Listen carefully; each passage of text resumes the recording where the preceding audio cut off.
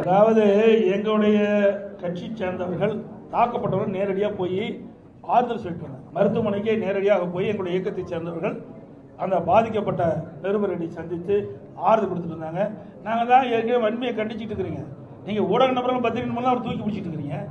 அதனால தான் உங்களை அடிக்கிறாங்க. புரியுதா? தப்பாக நினைக்க வேண்டாம், யாரும் தவறாக நினைக்க வேண்டாம். அந்த கட்சி அப்படிப்பட்ட கட்சிங்க, திமுக கட்சி அப்படிப்பட்ட கட்சி. தயவு செய்து இனிமேலாவது உண்மை செய்தி வெளியிடுங்க. அன்போடு உங்களை வேட்டிக்கிறேன். உங்களுக்கு ஒரு பாதுகாப்பு கொடுக்குற கட்சி அண்ணா திமுக கட்சிங்க.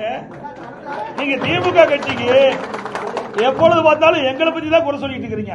இருமுனா குறை சொல்றீங்க, துப்புலா குறை சொல்றீங்க. ஆனா திமுக பத்தி ஒரு குறையும் எந்த தொலைக்காட்சியிலும் வருவதில்லை, எந்த பத்திரிகையிலும் வருவதில்லை. அதனாலதான் அவங்க தைரியமா இப்படிப்பட்ட தாக்குதல் ஈடுபடுறாங்க. நீங்க உண்மை செய்தி வெளியிடுங்க. மக்களே உங்க பக்கம் இருப்பாங்க, உங்களுக்கு மக்களே முழு பாதுகாப்பு கொடுப்பாங்க. இருந்தாலும் அனைத்து இந்திய அண்ணா திராவிட முன்னேற்ற கழகத்தை பொறுத்த வரைக்கும் உங்களுடைய ஊடக நண்பர்களுக்கும் பத்திரிகை நண்பர்களுக்கும் நிருபர்களுக்கு எப்பொழுதும் பக்க பலமாக இருப்போம். எந்த மாற்று கருத்தும் கிடையாது.